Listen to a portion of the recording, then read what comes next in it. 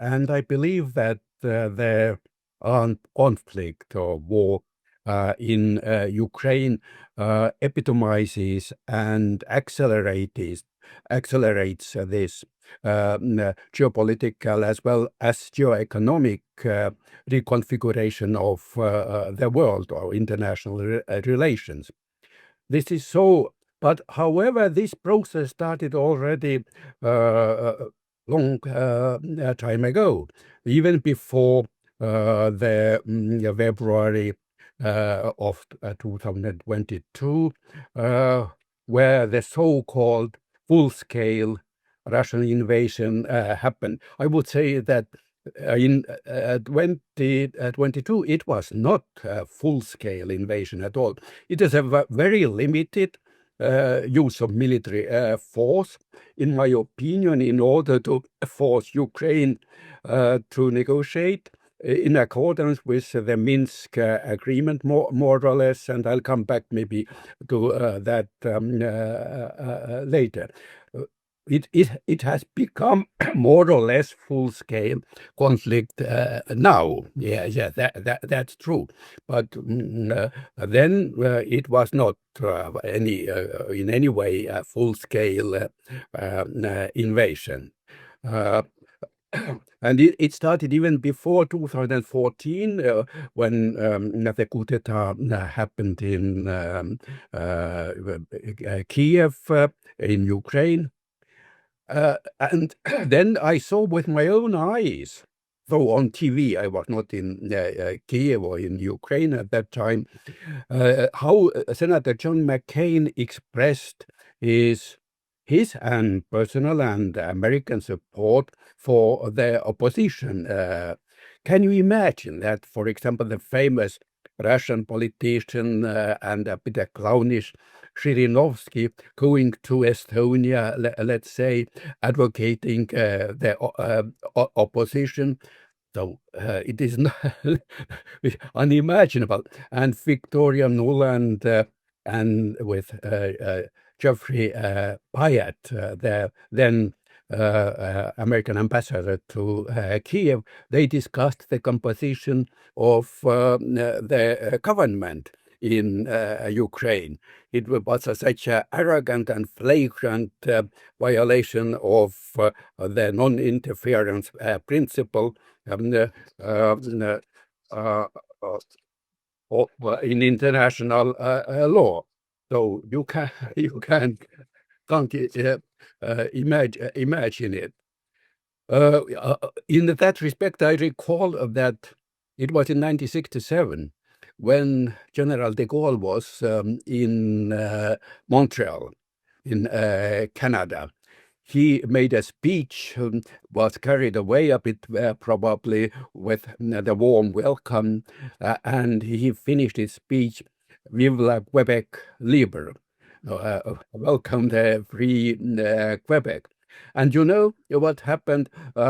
Yes, de Gaulle resigned a year later, but during this period, the relations between Canada and France were very frosty. So it was considered unacceptable, such interference in domestic affairs of Canada. And this reconfiguration of the international relations started, in my opinion, when the Cold War ended. It had been before for many decades already.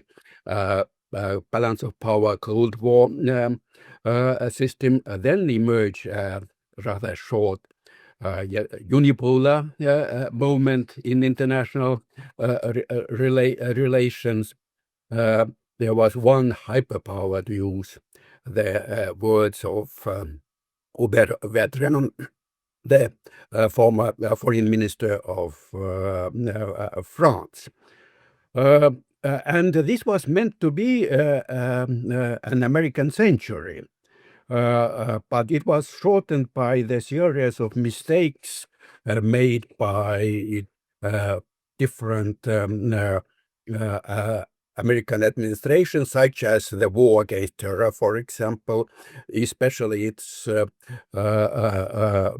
extension to Afghanistan, where the US and its allies stayed for more than 20 years.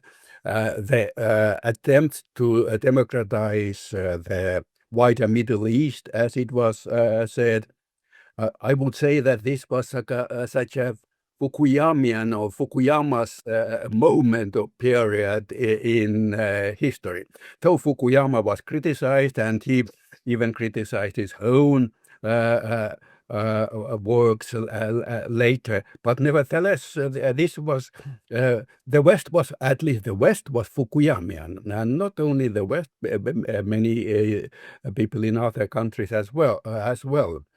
But meanwhile, meanwhile, China continued its peaceful rise, and also Russia came out of coma, which was self-inflicted, but also a kind of assisted suicide, I believe, because many in the West wanted to weaken Russia. Especially Dick Cheney expressed this view that the smaller Russia would be, the better it would be. And today, one would be, in my opinion, justified to generalize that the world has reached a tipping point, characterized by the efforts of the until recently hegemonic West to preserve and also extend its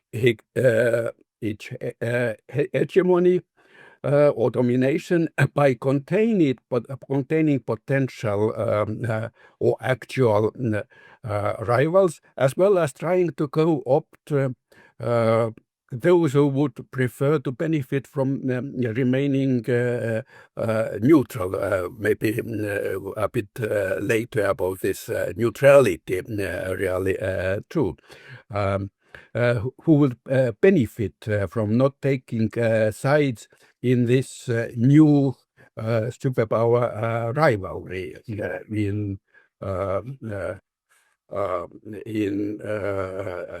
world.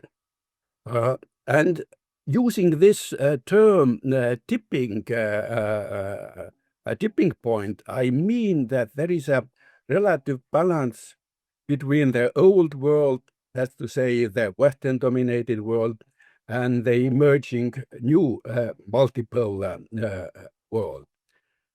There are signs that this relative balance won't last, in my opinion, wouldn't last long, really. The West is continuing to make mistakes that are counterproductive to its efforts to prolong its hegemony. For example, the West, particularly the United States, as well as its European vassals, I would say has actualized the so-called Kissinger's cauchemar or nightmare. You remember probably that Henry Kissinger, when he was the Secretary of State and advisor to the President Nixon, he had this nightmare that the Soviet Union then and China would combine forces and thereby oppose the American dominance or hegemony in the world. And now, especially the Trump administration, but not only the Trump administration, has done exactly that Russia and China and Russia have become almost allies and partners in the world.